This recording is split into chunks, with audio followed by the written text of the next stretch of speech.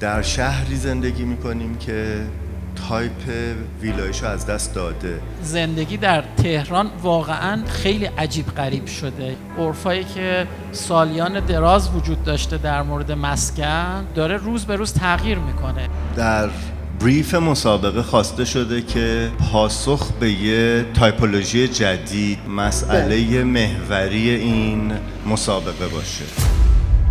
دوست دارم که پروژه انتخاب بشه که داره در مورد این تغییرات فکر میکنه. نمونهش پروژه یاسر، بخش قابل توجهی از زمانش صرف کنجکاوی راجع به سوال پروژه شده و من باور دارم این بخشی از راه حل آینده در تایپولوژی مسکونی ایران خواهد بود.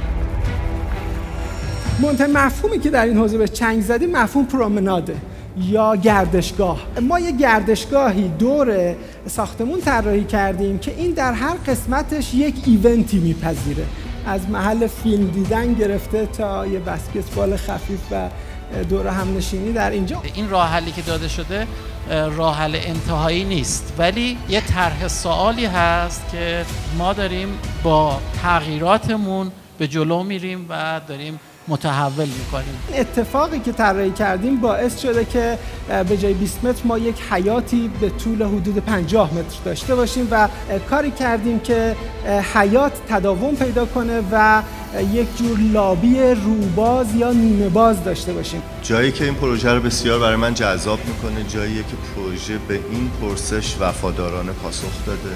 کنجکاوی خیلی زیادی در مورد لایف استایل داره. در واقع سعی کنیم یک کامپلکس گروهی جمعی درست کنیم که کاراکتر اینجا رو دیگه با کاراکتر فضاهای مشاعی که مصطلح هست جدا کنه و بتونه یه زندگی متفاوتی رو ایجاد کنه. ترکیبی از ساختار تیپولوژی ویلا و تیپولوژی آپارتمان رو تونستین به هم نزدیکتر بکنیم.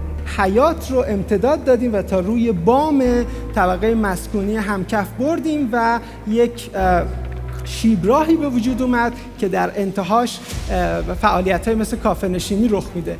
اینقدر پتانسیل جلو رفتن داره که میتونه یک پروژه فکری یک دفتر باشه تا آخر عمرش. در واقع ما به نوعی شاید داریم نوع دیگری از تایپولوژی هایی که مردم دوست دارن توی زندگی کنن و در تایپ خودمون جبران میکنیم. احتیاج به زمان داره تا این قضیه پخته بشه. به هر حال این یک پروژه کامپتیشن هیچ وقت تموم شده نیست، باید دیولپ بشه. در مجموع این پروژه رو بسیار مستعد میدونم. فکر میکنم ژنیه برای تولید گونه‌های بسیار زیاد در آینده.